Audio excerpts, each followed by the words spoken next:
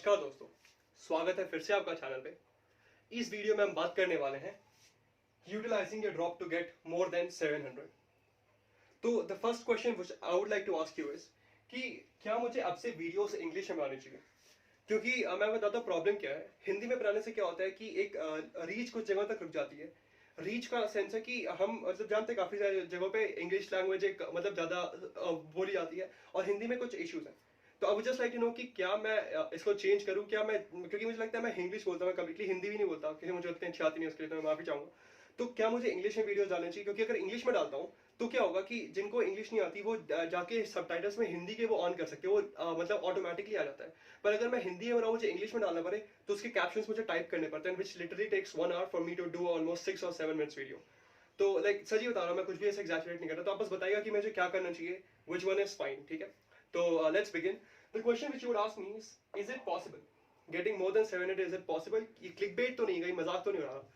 मैं बता रहा हूं आपको सीरियसली कि अगर आपने इसको फॉलो किया रिलीजियसली, ठीक है, मतलब बिल्कुल धार्मिक तरीके से, बिल्कुल विश्वास के साथ किया, कर लूंगा और करोगे किसी के, मतलब इसके लिए नहीं किया, मैं किसी और के लिए कर रहा हूं, खुद के लिए करोगे तो यू वुड गेट 700 प्लस। तो question is how much am I getting, ठीक है? जो बता रहा हूं उसको कितने आ रहे हैं? Well I am not getting 700, ठीक है, क्योंकि मैंने रिलीजियसली फॉलो नहीं किया उसको, ठीक है। मैं काफी डिबेट हो गया था। There are several factors which debated me कि मैं कभी खुद की लाइफ जर्नी पे जरूर बनाऊंगा। अगर मेरे एक बार नंबर आ जाए नीट के, तो आपके ऊपर में आके मतलब इस वीडियो एक और बनाऊंगा, उसमें मैं बताऊंगा कि मेरे को कितने आ रहे हैं और क्यों आ रहे हैं ऐसे। What are the I wouldn't call it excuses, what are the things. और आपको एक्सक्यूज लगेगा, totally fine, everyone has to think it as excuse.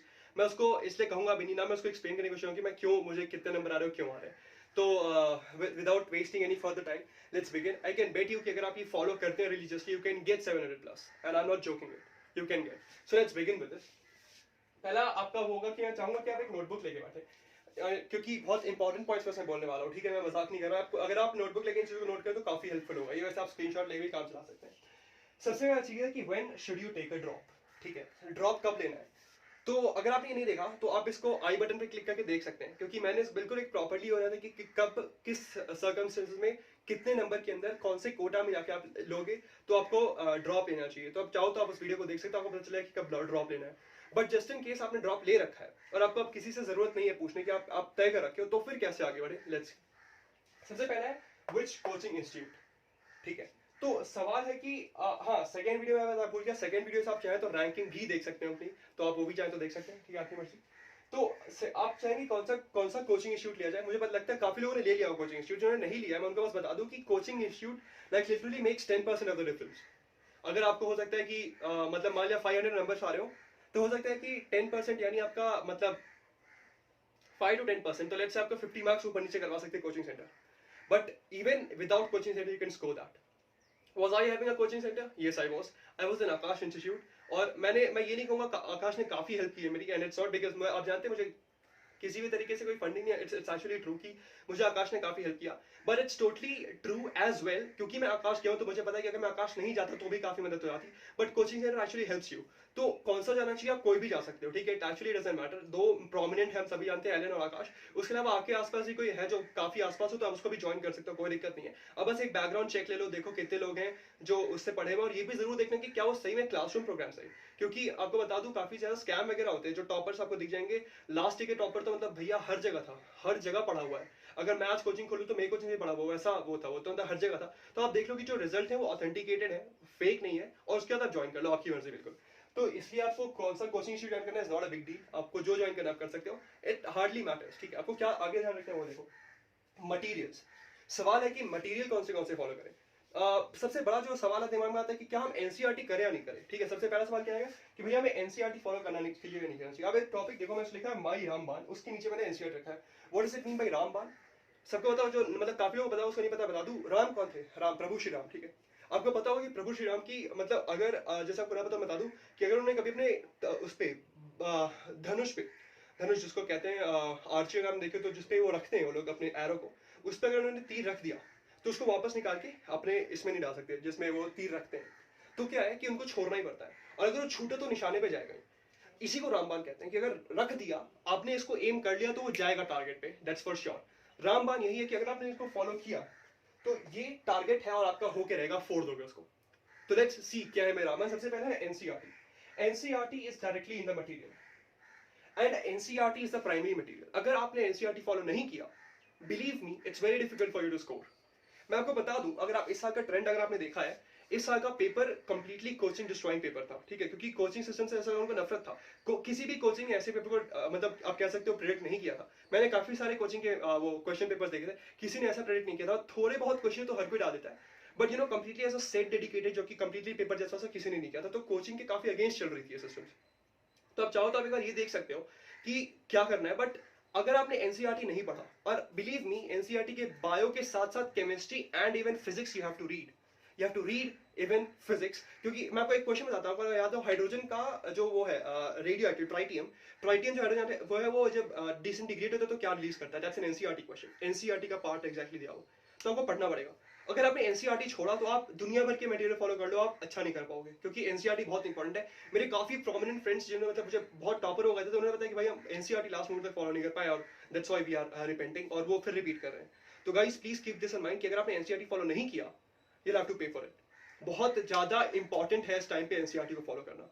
ठीक है, एनसीईआरटी से डायरेक्ट सवाल आते हैं. इसमें आपको याद होगा एक फिजिक्स का क्वेश्चन जिसको मैंने भी अपनी वीडियो में कवर किया था, वो डायरेक्टली एनसीईआरटी का है. इन्होंने न्यूमेरिकल वैल्यू भी चेंज नहीं की. तो अगर आप एनसीईआरटी फॉलो नहीं करते हैं, you are in loss. Please keep that in mind. तो एनसीईआरटी आपको फॉलो करना है. दैट्स इन मटेरियल्स के अलावा आप चाहे तो अपने मटेरियल्स फॉलो कर सकते हैं. आप जिस भी कोचिंग में जाते हैं, मैं आकाश में था, मैंने आकाश के सारे क्वेश्चंस लगाए हुए थे. Just because I was having time, हम घर में थे लॉकडाउन में, तो हम क्या करते थे, मैं पढ़ लेता था सीधा. I wasn't very motivated to study. ठीक है, मैं कभी उस पर वीडियो लगाऊंगा कि कैसे पढ़ लेते थे हम.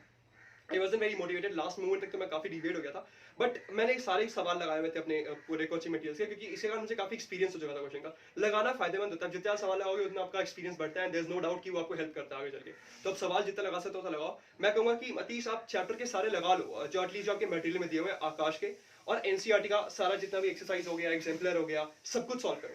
ठीक है, एटलीस्ट ये दोनों चीजें कर लोगे तो मैं बता रहा हूँ काफी कॉन्फिडेंस आ जाता है. बाकी चीजें छोड़ दो, कॉन्फिडेंस बहुत आ जाता है, जो कि आपको लास्ट मोमेंट तक हेल्प करता है. आप पेपर में बैठोगे ना, सवाल ये कि यार मतलब हमने किया क्या था, तो आपके दिमाग में सबसे पहले आएगा एनसीईआरटी क्या किया है, मटेरियल क्या किया है, तो फिर क्या बचा. वो कॉन्फिडेंस ज्यादा बिल्डअप हो जाता है. That's very important. बाकी चीजें उतनी हेल्प करे ना करे, पर ये बहुत इंपॉर्टेंट बात है. तो दैट्स एनसीईआरटी ना. ये तीन चीजें जो है ना मैं बता रहा हूँ, ये तीन चीजें मेरी पर्सनल फेवरेट है. फिजिक्स, केमिस्ट्री और बायो की notebook. Now what do I mean by that? Is it notes? No, don't misunderstand. मैं आपको बताता हूँ क्या है. ये मेरी तीन नोटबुक्स थी, फिजिक्स, केमिस्ट्री और ये रहा बायो. इन तीन चीजों से मैंने बिल्कुल, मैं बता रहा हूँ, मैंने फोड़ा है. मैं जितना भी ला पाऊंगा मैं इसी का लाऊंगा. बताता हूँ क्या है. देखो, फिजिक्स की ये नोटबुक है. ठीक है, यहाँ से शुरू होता है. आपको देख लो क्वेश्चन है RMS value of current, AC का है ये, आरएमएस वैल्यू ऑफ करंट. ये बड़ा सोल्यूशन है. ये मैंने क्यों गलत किया मैं बता रहा हूँ, बहुत ही ज्यादा जरूरी है, बहुत ज्यादा जरूरी. क्या है इसमें, ये मैंने लास्ट ऑलमोस्ट आप समझ लो, मैंने जब से पेपर प्रोमिनेंट हो गया, 12th क्लास की बात बताओ, जब मैं बहुत प्रोमिनेंट हो गया कि यार अब मुझे मतलब करना ही है, मैं बहुत मतलब कह सकते दृढ़ निश्चय कर लिया मैंने कि अब मैं करके रहूंगा, तब मैंने ऐसे ये करना शुरू किया था. मैंने नोटबुक लिया और आप देखो कि ऑलमोस्ट मैंने यहाँ तक इसको भर लिया, यहाँ तक, और पीछे से भी है, पीछे से एक तरफ से 12th का और एक तरफ से 11th का है. इसमें मैंने क्या किया है, मुझे जितने भी अभी तक क्वेश्चंस दिखे, ठीक है, जो मैंने पेपर में लगाए थे, बहुत सारे पेपर बनाए थे मैंने, जितने मुझे लगे यार मुझे नहीं आता था, जो भी मुझे नहीं आता था क्वेश्चन, सबको मैं लेके इसमें लिखा था. क्या क्या लिखा था मैं आपको दिखा देता हूँ इसमें, अगर आप देख पाओगे तो. ठीक है, देखो जैसे दिखाता हूँ. ये हो गया आपका फिजिक्स का subject, physics. Magnetism and matter was the topic जिसका क्वेश्चन था. ये रहा क्वेश्चन, ये रहे उसके ऑप्शंस, ये डायग्राम अगर कोई दिया हुआ है. ये रेड पेन से जो मैं लिखता था, ये बहुत इंपॉर्टेंट है. रेड पेन से आपको वो लिखना है क्योंकि आपका गलत क्यों हुआ वो. लेट्स से जैसे क्वेश्चन है, a thin bar magnet is cut into two equal parts as shown in the figure. Ratio of moment of inertia to the magnetic moment of each part will become. मैं बोला यार बहुत हलवा question है, क्यों गलत कर दिया. देखो क्यों. ये मैंने लिखा है, forgot to consider that even inertia decreases. काफी लोगों ने क्या करेंगे, जैसे मैंने क्या किया, मैंने डायरेक्टली इसका वो निकाल लिया, क्या कहते हैं, इसको डिवाइड कर दिया मैंने, मैग्नेटिक मोमेंट को मैंने इनिशियल मोमेंट ऑफ इनर्शिया से डिवाइड कर दिया. But you must keep in mind कि मोमेंट ऑफ इनर्शिया भी डिक्रीज होगा. तो इसको मैंने लिखा हुआ कि मैंने क्यों गलती की, और फिर पूरा सोल्यूशन है नीचे. ऑप्शंस बहुत जरूरी है. आप आंसर देख के पहले ऑप्शन देखो, और फिर आपको उसका देख लेना, तो देखो कि आपका गलत क्यों हुआ था, ताकि आपके दिमाग में ये भी बैठा रहे कि मैं गलत क्यों किया था. कुछ इसका क्या फायदा है. ये सीधा आपका अप्रोच को बता देता है. जैसे आपको मान लिया जरूरत पड़ी कभी अप्रोच बदलने की. जैसे मैं एक और क्वेश्चन देखूं, लेट्स सी, ताकि आपको समझ में आ जाए कि मैं क्या कहना चाह रहा हूं. जैसे आप यहाँ देखो, resonance frequency of LCR circuit, और एल ये दिया हुआ है, सी ये दिया हुआ है, ये पूरा हुआ है. मैंने क्या लिखा, I was confused initially for frequency as even in places sometimes frequency is just omega. ठीक है, मतलब मैंने इसको लिख दिया कि यार मुझे फ्रीक्वेंसी का मतलब क्या लगा था, और एक्चुअली फ्रीक्वेंसी का मतलब क्या पूछ रहे थे इस क्वेश्चन में. इसका ये फायदा हुआ कि आप समझ गए कि अप्रोच क्या रखना है क्वेश्चन की तरह. है ना, आपने कुछ गलत अप्रोच रखे तो आपके लिए काफी नुकसानदायक हो जाएगा वो। तो ये आपको बताता था कि क्या अप्रोच रखना, और इतनी पूरी लिस्ट थी मेरे पास। अच्छा, मुझे टाइम कितना लगा इसको रिवाइज करने में? लास्ट के एक वीक में, जब आप आखिरी के एक वीक में लोग इतना रिवाइज नहीं करते, इंपॉर्टेंट चीजें देखते हैं, उस इंपॉर्टेंट चीजें मैं इसको डाल रखा था कि इसको आपको याद रखना है कि ये बहुत इंपॉर्टेंट है। लास्ट मोमेंट तक अगर आपने इसको कंप्लीट कर लिया, एक बार इसको मैं केमिस्ट्री का दिखाता हूँ। केमिस्ट्री कुछ वैसा ही है। ये शुरू आप कैसे, लेट्स से ये कोई क्वेश्चन है स्टेट्स ऑफ मैटर का। An open vessel is kept at 127 degree Celsius. If this vessel is heated to 227 degree Celsius, then the fraction of air which escapes out of the vessel is. ये options हो गए आपके। ये मैंने पूरा लिखा हुआ कि मुझे क्यों गलत हुआ। आई यूज द फॉर्मूला v1/t1 बराबर v2/t2 and had got 1/4, but we must remember that gases occupy all the volume of the container and that more or less amount doesn't matter. What remains accountable is number of moles. That's a very important point, I think. अगर आप, मैं आपको question देता हूँ वहाँ पे रोक देता मैं सिर्फ ऑप्शन के साथ, तो मुझे लगता है आप काफी लोगों ने v1/t1 लगा लेते हैं उसको, पर याद में यहाँ पे मोल्स वाला कॉन्सेप्ट लगाना है। ये अप्रोच है, v1/t1 भी एक अप्रोच है, v और वो pv बराबर एनडी नहीं, v इक्वल्स टू n भी एक अप्रोच है। बट आपको ये ध्यान रखना है कि कौन सा लेके चलना है, कौन सा अप्रोच आपके लिए बेस्ट रहेगा।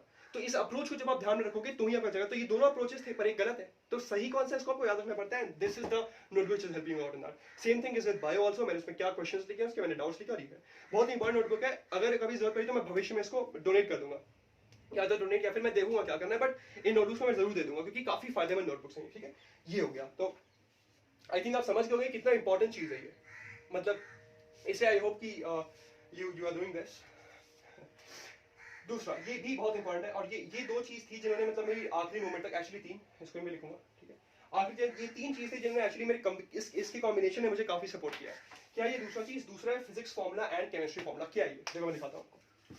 ये है मेरा फिजिक्स का फिजिकल, देखो फिजिकल केमिस्ट्री फॉर्मूले and chemical equation for class 12। इसके अंदर 11 12 भी है। क्या है इसके अंदर? देखो दिखाता हूँ। यहाँ एम्स दिल्ली लिखा हुआ है, my dream college. I don't think I am getting it, but it's okay, I work for it. ये देखो, यहाँ दिख रहा होगा, ये कुछ केमिकल रिएक्शंस है। ठीक है, ये कुछ केमिकल रिएक्शंस है जो अलग अलग चैप्टर में लिखे हुए हैं। ठीक है, मैं पूरा दिखा देता हूँ, ये अलग अलग है। ठीक है, उसके अलावा थोड़ा आप आगे बढ़ोगे, ये सारे केमिकल रिएक्शंस है। ये आपका पी ब्लॉक का हो गया, जो 12th का है, काफी बड़ा चैप्टर, आपको बताओ शायद 40 पेजेस का चैप्टर है पी ब्लॉक। तो मैं आपको आगे बढ़ के दिखाता हूँ, कुछ इंपॉर्टेंट चीजें यहाँ पे और भी है। जैसे मैं आगे बढ़ा, यहाँ से शुरू होता है chapter 1, some basic concepts of chemistry, फॉर्मूले 11th एंड 12th केमिस्ट्री। आपको पता होगा फिजिकल केमिस्ट्री में काफी सारे फॉर्मूले, काफी इंपॉर्टेंट, जो भी मुझे इंपॉर्टेंट फॉर्मूले वैसे देखो, कुछ चीजें होती है जो आपको याद रहती हैं, कुछ चीजें हैं ऐसी फॉर्मूले जो आपको कभी कभी क्वेश्चंस में दिखता है। उन सब के लिए आप क्या करना है, आपने फॉर्मूला लिख लिया चैप्टर का, आपने 2-3 पेजेस छोड़ देनी है। पहले तो आपने घबराना नहीं है, उसके बाद आप 1 या 2 पेजेस ऐसे छोड़ दो। क्या फायदा है कि आपको लगा कि यार एक कुछ अच्छा कॉन्सेप्ट दिखा आपको, आप वहीं रुको, आप आओ उस चैप्टर पे आके यहाँ लिख दो। जैसे मैंने एक इंपॉर्टेंट फॉर्मूला लिखा था, मोलारिटी m बराबर p into 10 into d by gmm. What is p? P is percentage by mass. What is d? D is density. वही molecular mass is twice the vapor density. That's an important point. ये मतलब आप जानते हो जो आपके initial S block के होते हैं, अल्काइल मेटल्स जो होते हैं, उनके कार्बोनेट्स आपका कार्बन डाइऑक्साइड रिलीज नहीं करते, इसको मैं लिखा होता। ऐसे ही काफी सारे क्वेश्चंस हैं। आई थिंक इसके मैंने 1 2 3 4 11 का लिखा है, चैप्टर 1 चैप्टर 2 3 4 तक। उसके अलावा मैंने 12th में भी 1 2 3 4 तक लिखा है। क्यों लिखा है? क्योंकि इन 4 चैप्टर, ये इनिशियल 11th के और 12th के 4 चैप्टर जो आपके फिजिकल ही है, तो मैंने इसके फॉर्मूले लिखे हैं। अच्छा, बाकी में क्या लिखा है? बाकी मैं आपको दिखाता हूँ, पीछे में भी फॉर्मूले हैं। ये सारे आपके केमिकल इक्वेशंस हो गया, हाइड्रोजन का केमिकल इक्वेशन, जैसे how to prepare it, syn gas, water gas, coal gasification, water gas reaction, remove by sodium arsenide, all the other types of reactions which are there in the chapter। Hydrogen का हो गया, अब ये देखो आपका S block का हो गया, ये हो गया आपका पी ब्लॉक का, ये आपका organic chemistry D and F block, ये आपका ऑर्गेनिक केमिस्ट्री हो गया, ये आपका डी एंड एफ ब्लॉक हो गया। उसके आगे चल के मैं थोड़ा सा इसके ज्यादा तो नहीं लिखा, पर इसके बारे में मैंने थोड़ा सा लिखा कोऑर्डिनेशन कंपाउंड का। इस तरफ आप आओगे तो आपको दिखा कि इनिशियल के सारे चैप्टर्स हो गए। ये पी ब्लॉक का था, ये आपको दिखेगा, ये सारे केमिकल इक्वेशंस हो गए। सब कुछ मुझे जो भी लगा कि यार नहीं आता इक्वेशन में, मैं सब लिख लिया। क्यों लिख लिया? डर, पहली बात, क्योंकि अगर आपको कोई क्वेश्चन हो सकता है वर्ड के फॉर्म में दे तो हो सकता है आपको चीज कॉन्सेप्ट एक्जैक्टली याद ना है, पर हो सकता है इक्वेशन याद आ जाए और इक्वेशन आपको हेल्प कर दे। दूसरी सबसे डर जो मुझे था वो था रिडॉक्स रिएक्शन का, क्योंकि रिडॉक्स रिएक्शन के ये इक्वेशंस कभी कभी डायरेक्टली दे देते हैं। अच्छा, मैंने इसको इससे रिएक्ट करा दिया, क्या प्रोडक्ट होगा? बैलेंस्ड रिएक्शन लिखो। अब आपको प्रोडक्ट तो पता होना चाहिए, प्रोडक्ट कैसे पता होगा? कई बार ये फुल रिएक्शन लिखते थे, पर कब जब इन्होंने नहीं लिखा तो क्या करेंगे? तो आपको याद रखना है इस इक्वेशन को, ये बहुत हेल्प करता था। ठीक है, दूसरी बात ये हो गया आपका 11th का, ऐसा 12th का भी है, पर मुझे मिल नहीं रहा। मैंने बताया ना, मैंने कुछ उसको घुमा दिया कहीं पे, मैंने कहीं तो रख दिया था, पर मुझे एक्जैक्टली याद नहीं आ रहा कि मैंने इसको रखा कहां है। I couldn't see it, but it's okay, मैं आपको इसमें दिखा देता हूं। तो it's totally like this itself, उसमें कुछ अलग नहीं है। जैसे ये 11th का है, देखो 11th का है, मैं शुरू करता हूं 11th का। जैसे ये शुरू आपका पहला चैप्टर है, ये लो देखो, पहला चैप्टर हो गया आपका कौन सा? I think some basic units and measurements मैंने शुरू किया। ये आपका फिजिकल वर्ल्ड है, बस एक इंपॉर्टेंट चीज याद थी, ग्रेविटेशन वाला। और ये कुछ इंपॉर्टेंट पॉइंट मैं लिखा हुआ जो मुझे लगा कि इस चैप्टर के लिए इंपॉर्टेंट, जो मैंने एडिशनली ऐड किया था। सबसे बड़ी प्रॉब्लम क्या थी कि मैंने इसको 11th में लिखा था और मेरी गलती थी कि मैंने चैप्टर्स के बाद कुछ स्पेस नहीं छोड़ा था। इसी कारण मुझे कई बार मतलब बीच में ये पेजेस एक्स्ट्रा ऐड करने पड़ गए बीच में। आप क्या करना कि 11th कर लेना तो कुछ पेजेस छोड़ देना ताकि आपको आप एडिशनल फॉर्मूले ऐड कर सको। तो ये हो गया आपका, ये हो गया आपका यू नो हाँ, ये थर्ड चैप्टर हो गया मोशन एंड स्ट्रेट लाइन का, ये यूनिट्स एंड मेजरमेंट का था।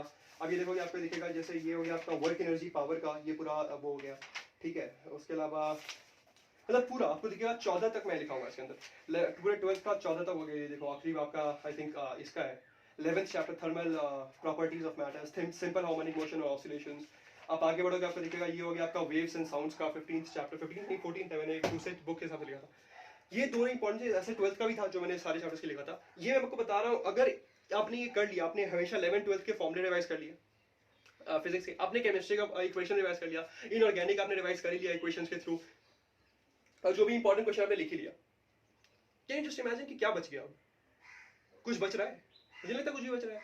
बायो ना, बायो का हम बात करते हैं, पर फिजिक्स केमिस्ट्री तो हो गया भैया, फॉर्मूला आपको याद हो गया, इंपॉर्टेंट क्वेश्चन आपने लिख ही लिए, अब क्या बच रहा है आपके पास? सब कुछ कर लिया आपने। Don't think it's completely possible for you to get 180? फिर सवाल है मेरे को क्यों नहीं आए? मैंने बताया आपको कि मैंने एक चीज मिस कर दी थी, वो थी मैंने एनसीईआरटी लेट से पढ़ना शुरू किया था, बिकॉज आई रियलाइज लेट, इसलिए मुझे लेट हो गया पढ़ने, इसलिए मैंने कुछ मिस कर दिया। पर ऐसे नहीं मैंने पढ़ा नहीं था, मैंने वो भी पढ़ा था। कभी हो तो ये भी डरा होगा कि एनसीईआरटी को कैसे पढ़ते हैं properly, like you'll be surprised know कि ये भी तरीका पढ़ने का। काफी लोग आता है जिसको नहीं आता उनको बता दूंगा। तो मैंने एनसीईआरटी इग्नोर किया था, इसकी सबसे बड़ी मिस्टेक थी। यार मुझे जो आ रहे हैं वो आ रहे हैं, वरना मुझे इससे भी ज्यादा आते हैं। लेट्स सी कितने आते हैं, I mean I am waiting for the results, but of course आपको पता चल जाएगा। थर्ड नंबर पे स्टिकी नोट्स। सवाल है क्या ये स्टिकी नोट्स कब बनाना है? अच्छा मैं एक और बात आपको बता दूं कि ये जो मेजर बुक्स है ना, आपको रिवाइज कैसे करना है, इसको मैं चलिए काम करते हैं, इसको भी हम आखिरी में वीडियो में रखते हैं कि रिवाइज कैसे करेंगे सब चीजों को। ठीक है, स्टिकी नोट्स। स्टिकी नोट्स का क्या काम करना है, देखो ये मैंने आपको दिखाया था, ये पूरे मैंने आपको डाल रखा है। इसके पहले वाली वीडियो में आप देखेंगे, आपको दिख जाएगा कि स्टिकी नोट्स कैसे यूज करते हैं, मेरे वीडियो उसमें कैसे लगा था। सवाल है कैसे यूज करना है। देखो स्टिकी नोट्स का ना इस्तेमाल आप यूज करना, आप एक सेकंड, स्टिकी नोट्स को यूज करना आप शुरू करना 2 महीने पहले, 2 या 3 महीने पहले एग्जाम के। पूछोगे क्यों 2-3 महीने, क्यों साल भर क्यों नहीं? क्योंकि साल भर में आपको काफी चलेंगे, लेकिन ये तो याद नहीं होना, ये तो याद नहीं होना, आप सब कुछ लिख दोगे। पर आखिरी में कहता है जो 2-3 महीने होते हैं ना आखिरी के, वो क्रूशियल होते हैं। आपको उस टाइम पे पता चल जाता है कि यार मैं कितना भी पढ़ लूं, ये वाला पोर्शन मुझे याद नहीं हो रहा है। जैसे मैं आपको बता दूं, जैसे मैंने आपको दिखाया था, यहाँ पे एनिमल किंगडम्स की लगाई हुई है, मैंने पूरी अलमारी पे एनिमल किंगडम की लगा रखी। क्यों? मुझे एनिमल किंगडम भैया मैं बता रहा हूँ, मैंने कम से कम नहीं भी तो 10-12 चैप्टर पढ़ा होगा, मुझे याद नहीं हुआ। मैं सोचा यार अब नहीं हो पा रहा, लेट्स स्टिक इट। वही हो गया। जैसा कुछ और चीज देखा, जैसा let's see this skeletal muscle fibers, they are bundled together, and the bundle is called fascicle. It is held by fascia, which is made up of collagenous connective tissue, and it has coverings called endomysium, perimysium, epipendium and all. आप समझ रहे हो कि मैंने इस चीज को लिखा कि मुझे याद नहीं होता। तो जैसे ये भी है, Kjeldahl's method is not applicable to compounds, like तीनों ही सब्जेक्ट के हैं। Kjeldahl's method is not applicable to compounds like N in nitro, like जो नाइट्रोजन आपका नाइट्रो ग्रुप में हो गया, आपके अजो ग्रुप में हो गया, या फिर आपके रिंग में हो गया, जैसे पिरिडीन हो गया, पाइपिरिडीन हो गया, ये सब। तो इन सब चीजों का मैंने यहाँ पे लिखा हुआ है, पर मैंने आखिरी के 2-3 महीने में चिपकाया इसको, क्योंकि मैं नहीं करता ना, तो आज मेरे जो मैं आपको दीवार पे व्हाइट दिख जाता है, ये व्हाइट ना दिख के यही सब दिखता, क्योंकि मैं पूरे साल में यही चिपका रहा था। तो आपको वो नहीं करना, आपको आखिरी के 2-3 महीने में इस्तेमाल करना है, ताकि आप इसको इफिशिएंटली इस्तेमाल कर पाओ, ज्यादा ना आप मतलब पूरा भर ना दो। क्योंकि फिर क्या होता है मैं आपको बताता हूँ, मैं इसके एक मैं पूरे सिस्टम का ड्रॉबैक बताऊंगा, पर वो ड्रॉबैक नहीं है बेसिकली। अब मैं बोलूँ कि पढ़ाई का ड्रॉबैक है कि आप थक जाते हो, तो ड्रॉबैक नहीं कहते उसको, ठीक है। तो कुछ वैसा ही है, लेट्स सी। ठीक है, स्टिकी नोट्स हो गया। ये बहुत इंपॉर्टेंट पॉइंट है, पूजा अर्चना। ये पूजा अर्चना क्या थी? पूजा अर्चना क्या है? पूजा अर्चना है सिंपल पूजा अर्चना। आप जिस भी भगवान में मानते हो, जिस भी धर्म में मानते हो, आपको करना ये कि आपको पूजा करते रहना है। What do you mean by puja? आप जो सवेरे उठ के नहाते हो, ठीक है, पहले तो मैं बता दूं कि आप एक हैबिट्स ठीक करना, जो early to bed is a very important point. आप 10 बजे सो जाओ, 10 में 4:30 5 बजे तक उठ जाओ, ठीक है। फिर उठ के क्या करोगे? आप उठ के जाओ कि थोड़ा दौड़ के आओ, आधे घंटे। मैं बता रहा हूँ बहुत इंपॉर्टेंट, बोले यार दौड़ के आओ, एक्सरसाइज इस टाइम पे कितना क्रूशियल है। नहीं गाइस, मैं बता रहा हूँ, मैं लास्ट की 1 वीक जब बच्चे ना, 1 वीक तो छोड़ दो, मैं 3 दिन पहले एग्जाम के दौड़ने गया था। मैं ज्यादा था क्योंकि वो स्ट्रेस रिलीज करते हैं। इट्स रियली ट्रू, मैं मजाक नहीं कर रहा बिल्कुल, मुझे आदत नहीं मजाक करने की। इट्स वेरी ट्रू कि अगर आप जाओगे ना दौड़ने, आपका स्ट्रेस रिलीज होगा ये। क्योंकि आपको जितना भी स्ट्रेस होता है ना, पैर में लगा देते हो, भाई यहाँ से भी दौड़ के दिखाओ, तो जस्ट एकदम दिमाग के अंदर जो भी गुस्सा है उसको पैर में भेजो, पैर भागेगा ढंग से, शरीर बना रहेगा आपका, बिल्कुल टोन रहेगा, पसीने आएंगे तो आपके अंदर की सारी चीजें क्लीन रहेंगी, you will be healthy as well as fine, and we know that a healthy mind keeps in a healthy body. तो ये आपको याद रखना है कि जब तक आपके पास एक हेल्दी बॉडी नहीं है तब तक एक हेल्दी माइंड नहीं रह सकता। तो आपको करना है आधे घंटे, 6 बजे आप आए, मान लीजिए 6 साढ़े 6 तक आए, आके आप नहा लो, नहा वगैरह के आप, जैसे मैं बताता हूँ मैं क्या करता, मैं आके नहाया, मैं गया भगवान के पास, बैठ के पहले 5 मिनट बस गया, पालथी मार के बैठा और बैठा हुआ बस आपको ये लगेगा कि कहीं ना कहीं से कुछ तो है जो आपको लेविटेट कर रहा है, मतलब आपको लगेगा कि भगवान की तरफ से कुछ पॉजिटिविटी आ रही है आपकी तरफ, आप बस कूल डाउन हो जाओगे वहाँ पे। फिर उठो 5 मिनट बाद, 5-10 में आपको जब तक रिलैक्स लगे आप उठो, जाओ। मेरे घर के ऊपर, जैसे ये जो मेरे भगवान का कमरा है, उससे जस्ट ऊपर एक वो है जिसमें हम लोग भगवान के लिए जो भी चीजें होती है उसको रखते हैं, प्रसादी वगैरह, उसमें एक लोटकी रहती है। लोटकी मैंने उठा लिया, लोटकी आपको पता हो तो मैं लोटकी पता है ना, लोटा लोटा जैसा, लोटकी छोटे वाले वो कहते हैं, तो लोटकी मैंने ले लिया, उसमें मैंने जल भरा, जल जाके बाहर तुलसी का पेड़ है, मैं तुलसी भगवान पे जाके उसको अर्पित करता हूँ, फिर सूर्य भगवान पे करता हूँ, फिर वहाँ पे ये शिवलिंग भी है तो उन पर भी डालता हूँ। और उसके बाद मैं आके वापस बैठा, फिर 5 मिनट थोड़ा प्रणाम किया, थोड़ा जो भी बातें कहा, ग्रेटिट्यूड दिया कि भगवान बहुत बहुत धन्यवाद कि यार आपने आज का सवेरा दिखाया मुझे, कितने लोगों को नहीं देखने नहीं मिलता। और जितना ग्रेटिट्यूड रखोगे, खाते समय आप प्रणाम कर लो खाने को, ठीक है, तो लगेगा यार खाने के कुछ एक्स्ट्रा कॉम्प्लीमेंट आपको मिल रहा है। Like these are all the things which make your life happy, ठीक है, मतलब ये हो सकता है कुछ आपको, काफी लोग ये बेवकूफ बंदा यार क्या कर रहा है, इतना टाइम क्यों लगा रहा है, इससे बढ़िया मैं 15 मिनट जाके भगवान को पूजो, इससे बढ़िया कुछ पढ़ लूँ। बर्बाद नहीं है भाई, सोचो कभी अगर ये भगवान लाया गया कॉन्सेप्ट तो किसी काम के लाया गया होगा। तो ज्यादा खुद में दिमाग मत लगाओ, इतने मैच्योर नहीं हुए हो आप, सुनो बड़ा की बात है। मेरी मम्मी मुझे कहती थी, मैंने फॉलो करना शुरू किया, आई फाउंड द डिफरेंस। और मैं आपको ये रेकमेंड करूंगा, बाकी ऑब्वियसली आपकी चॉइस है, आपको जो करना आप कर सकते हो। बस मेरा ये as a big brother, as a small brother, जो भी आप मान लो, मैं आपकी वैसे रिकमेंडेशन के तौर पर कर रहा हूँ कि बहुत इंपॉर्टेंट चीज है, इसको जिंदगी का हिस्सा बनाओगे ना, तो मैं बता रहा हूँ कि आप बहुत आगे जाओगे। लोग ग्रेटिट्यूड भूल जाते हैं, इसी कारण आज जो देखो कि पहाड़ पे रहते हैं लोग, मतलब कुछ पहुंचे नहीं पहुंचे, ईगो जरूर पहाड़ पे पहुंच गई होती है। तो ये ग्रेटिट्यूड आपको इन चीजों से बचने में मदद करता है। तो ये हो गया आपका स्टिकी नोट्स का, ये हो गया पूजा अर्चना का। तो दैट वाज ऑल। मैं बताता हूँ कि सबसे बड़ा ड्रॉबैक क्या है इसका रिवाइज करने का। अच्छा ना, ये मैं बता रहा हूँ कि जो सीरियस रिवीजन शुरू की थी मैंने, मतलब अब रिवीजन जो आ सकते हो आप 2-3 महीने में आखिरी में करते हो, तब तक क्या करना है ना, जैसे भी आपके पार्ट टाइम सिलेबस होते हैं तब तक पार्ट टाइम जो भी चैप्टर का है, जैसे आप अभी रिसेंटली 1 महीने आपके पास होंगे ना, आप 1 महीने आप एक काम करो, कल या परसों में जाके थोड़ा टाइम निकाल के एक बार 11th का सारा फॉर्मुला लिख लो, 12th का लिख लो, और केमिस्ट्री फिजिक्स सबका लिख लो, पूछो सोर्सेस क्या है। मैंने जैसे एक एररलेस बुक है, मैंने उससे लिखा था। अब जहाँ आपका मैथ्स मटेरियल आप उससे लिख लो, लास्ट ईयर के नोट्स होंगे आप उससे लिख लो, आपको जहां से फॉर्मुला लिखने आप लिख लो, दिक्कत नहीं है उसमें। फॉर्मुले का मुझे पता है कितने सारे सोर्स है, मैंने इसलिए बताया नहीं, आपको जिससे लिखना आप लिख लो, जितना जल्दी लिख सकते हो लिख लो। फिर क्या करना है, जो भी पार्ट टाइम सिलेबस होगा फिलहाल आप उसके ही फॉर्मुले रिवाइज करो, पूरा पूरा मत रिवाइज करो। जब आखिरी के 2 या 3 महीने बचे हो, या आप कह लो आखिरी का 1 महीना बचा हो, तब आपको क्या करना है, आपको इसे शुरू करना है। आपने एनसीईआरटी पढ़ा हुआ है, एनसीईआरटी कैसे पढ़ना है अगर आप कहोगे तो मैं उसके बढ़ा दूंगा वीडियो, क्योंकि बात काफी बढ़िया है। तो एनसीईआरटी कैसे पढ़ना है वो बात देखो, इसको रिवाइज करना है। फिजिक्स केमिस्ट्री बायो की नोटबुक को हर दिन, आपको हर दिन नहीं करना, इसको बताता हूँ कि इसको बाद में करना। फिजिक्स के फॉर्मुला, केमिस्ट्री के फॉर्मुला को आपको हर दिन करना है, लाइक लिटरली हर दिन उठ के देखना है आपको। मैं बता रहा हूँ एक टाइम आएगा 1-2 हफ्ते बाद, जब आप बुक नहीं, बस आप पेज पे लट रहोगे, अच्छा okay okay NaCN plus this HCl gives this, आप मनी में पढ़ रहे हो, आपको पढ़ने की जरूरत नहीं है, बस पेज पे लट रहे हो। ये हो जाता है एक टाइम के बाद। एक फायदा दूसरा हो गया आपका ये मतलब हाँ, केमिस्ट्री का फिजिक्स का आपको चीजें याद हो जाती हैं। और कभी आपको लगेगा मैं तो उब गया, मुझे नहीं देखना, पर ऐसा कभी मत करना, आप स्किप करोगे ना दिन तो दिक्कत होती है। या तो काम करो आप 1-2 हफ्ते कंप्लीटली देखना, फिर आपको जब लगेगा ठीक है अब थोड़ा इनफ हो गया तो आप एक दिन का गैप पे देख लो, पर इनिशियली तो आप लगातार देखना। ये बहुत इंपॉर्टेंट है। दूसरा क्या, स्टिकी नोट्स, सवेरे उठो, ब्रश कर रहे हो, अच्छा ब्रश करते हैं, okay runners are grass, strawberry, stolons are mint and jasmine, suckers are bamboo, pineapple, banana even nice. ठीक है, नहा के आए आप, शरीर पोछो, okay so we have seen ट्रेटा which is also Cnidaria, they are mostly marine, cnidoblasts. Habit डाल लो, बहुत जरूरी है। सवेरे उठ के आंखें मलते हो, ऐसे मलते हुए देख रहे हो, अच्छा यार बोर्ड पे लिखा, अरे आज का क्या करना था, ओहो ये सब करना है क्या, अरे हाँ ठीक है आज कर लूंगा। Like this is an important point, आपको इसको वे ऑफ लाइफ बनाना पड़ेगा, तभी जाके आप आगे कुछ कर पाओगे। तो दैट्स एन इंपॉर्टेंट पॉइंट, आपको इस चीजों को ऐसे देखना है। मैं बता रहा हूँ जब आप हर दिन ये सब करना चाहोगे, आप जब हर दिन आप फॉर्मुला रिवाइज करोगे, ये बोर्ड से याद रखोगे, मुझे लाइक ऑलमोस्ट 4 घंटे लगते थे इसके साथ साथ नोटबुक रिवाइज करने में, इसको फिर इस जो स्टिकी नोट्स को रिवाइज करने में मुझे ओवरऑल 4 घंटे लगते थे, 4-5 घंटे, पर मैं हर दिन देता था। क्योंकि ऑब्वियसली बस दिन में करना क्या, पढ़ना ही तो है आपको, कुछ भी और बंद करो। बता रहा हूँ सारी फेस्टिवल्स गई भाड़ में, मैं बता रहा हूँ मैं लिटरली 4 साल गाँव नहीं गया था। छठ पूजा एक बहुत इंपॉर्टेंट पूजा होता है, आपको बताओ बिहार में बहुत पूजा है, मतलब बिहार यूपी में, वेस्टर्न यूपी और झारखंड वगैरह में काफी इंपॉर्टेंट पूजा है। 4 साल तक हम गाँव नहीं गए थे, मतलब I used to miss it a lot, मुझे बहुत अच्छा लगता है छठ पूजा, है ना, पर क्या कर सकते हैं, मतलब मजबूरी है, पढ़ाई के बिना, है ना। और भगवान बुरा नहीं मानते, इस बात का जरा सोचना क्या भगवान क्या सोचेंगे। भगवान, आप अपने धर्म, आपने आपका फिलहाल धर्म है, आप स्टूडेंट, आपका धर्म है पढ़ना, आप पढ़ाई में ध्यान दो, दैट्स ऑल, उससे खुश रहते हैं भगवान। तो मैंने इसलिए मैं जा नहीं पाया था, and I was really happy about it, यार कोई नहीं आज सेक्रीफाइस किया, तो मुझे, मैं जब अभी नवंबर में है फिर से मैं जा रहा हूँ, मैं बहुत खुश हूँ उसके लिए।